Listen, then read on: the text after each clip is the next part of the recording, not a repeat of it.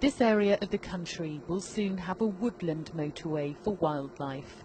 Plans for a northern forest of 50 million new trees means this view may soon change along the M62 corridor, with planting stretching from Liverpool to Hull. Those behind the scheme say it will reduce flood risk, boost habitat for wildlife and boost tourism. The scheme has got to be voluntary. Obviously there's lots of different landowners across this area, and we would want to work with them to see where tree planting is best placed on their land holding.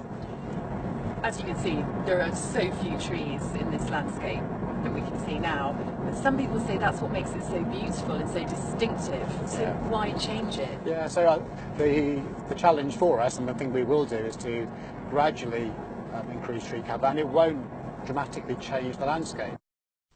Planting will take place over the next 25 years, coast to coast along the 120-mile stretch of the M62.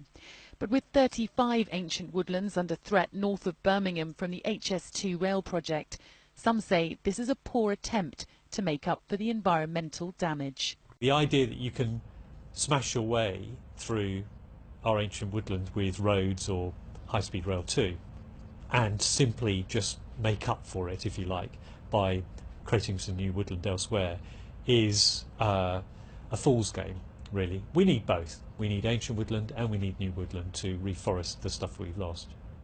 This stretch of the M62 between Manchester and Huddersfield is one area that could form part of this new northern forest. But some say it will change the natural landscape, which is part of what makes this area so special.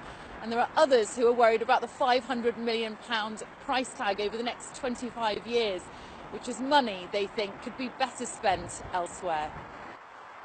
The project will largely be charity funded, with an initial £5.7 million from the government.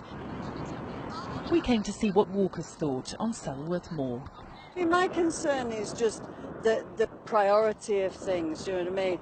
And when we see that the number of homeless people is rising, the number of social housing, the amount of money that's going into projects like that being cut. I think it brings a lot of money and a lot of jobs into the area. But don't you get that attraction from tourism anyway because of this area? You do, but I think you can get a lot more up here. Manchester's renowned for being an outdoorsy area.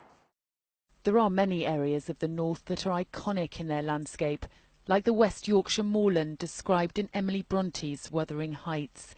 More than 170 years on, it's little changed, but the new northern forest means it could look rather different a century from now.